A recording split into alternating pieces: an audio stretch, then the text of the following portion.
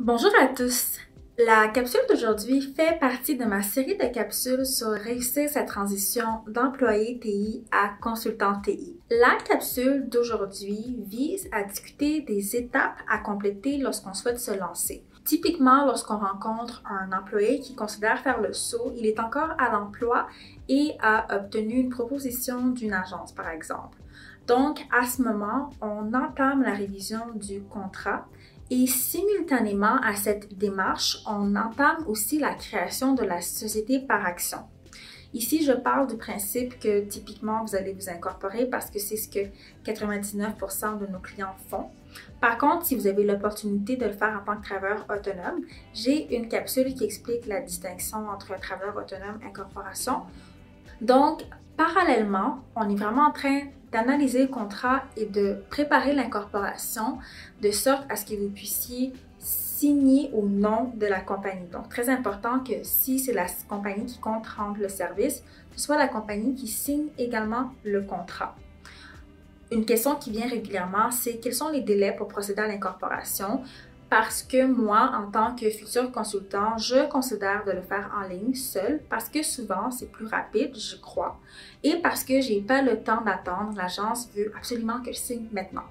Ça, c'est ce qu'on voit souvent. Donc, la plupart des clients qu'on rencontre sont déjà incorporés parce qu'ils ont eu l'impression qu'ils devaient le faire dans leur rush, puis ils l'ont fait seul. Par contre, on offre le service d'incorporation pour les consultants et on comprend la dynamique au niveau des échéanciers, puis on s'adapte.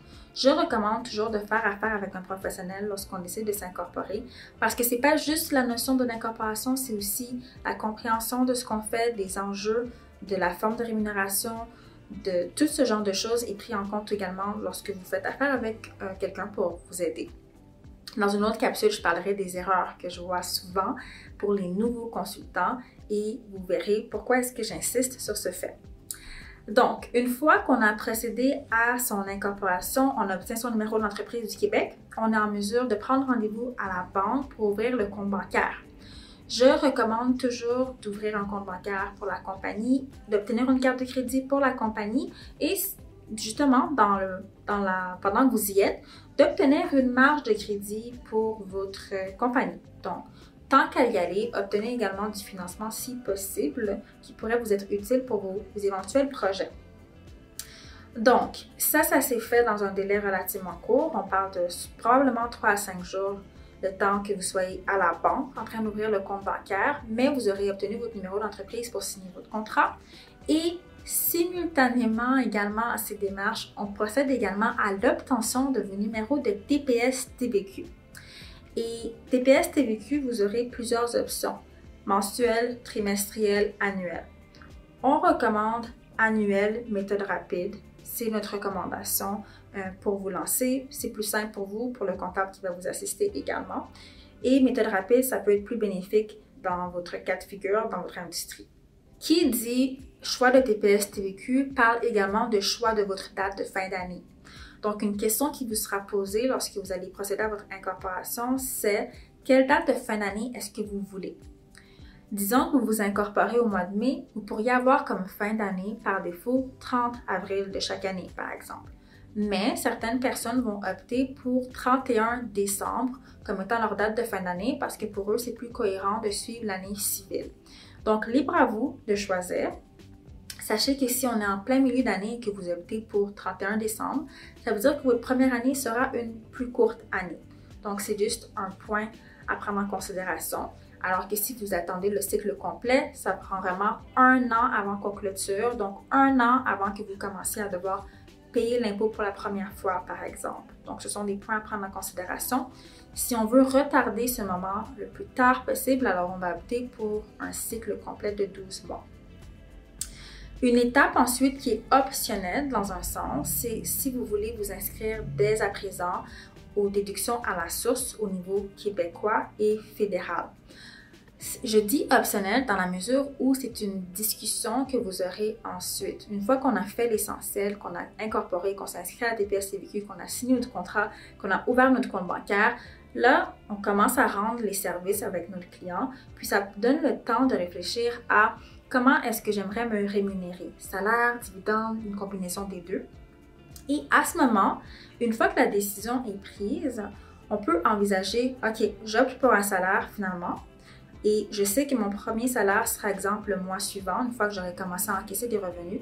Et là, on peut donc procéder à l'inscription aux retenues à la source au niveau fédéral et québécois. Je propose toujours aux gens d'attendre parce que souvent, si les gens le font seuls, leur incorporation, ils vont s'inscrire tout de suite à la TPS-TVQ, aux retenues à la source et des fois, c'est même pas nécessaire sur le coup et parfois le consultant oublie. Il reçoit donc des rappels pour lui dire de compléter ses déclarations de déduction à la source, mais aucune déduction n'a été prélevée. Puis souvent, ça fait de la paperasse que le client oublie et ce qu'on voit, c'est que finalement, ça n'a pas été fait puis ils n'ont pas réalisé qu'ils étaient inscrits. Et finalement, la dernière étape que vous pouvez ensuite envisager, c'est relativement aux assurances. Donc, je fais référence, exemple, aux assurances de validité, maladie, assurance vie. À ce moment, vous pouvez prendre le temps, une fois que vous avez commencé à entamer votre mandat, vous pouvez commencer à réfléchir à quels seront vos besoins à ce niveau avec un professionnel. Dans le sens où maintenant vous êtes indépendant, vous êtes un entrepreneur en d'autres mots, dans la mesure où si vous vous retrouvez à avoir une maladie ou une invalidité ou autre, ce sera de votre responsabilité d'avoir à subvenir à vos besoins. Donc, on n'aura pas le droit à une aide de l'employeur ou quoi que ce soit parce que finalement, vous êtes votre employeur. Donc, ça peut valoir la peine d'observer vos options afin de souscrire à une assurance éventuellement. Et vous pourriez également considérer une assurance pour erreur et omission, par exemple.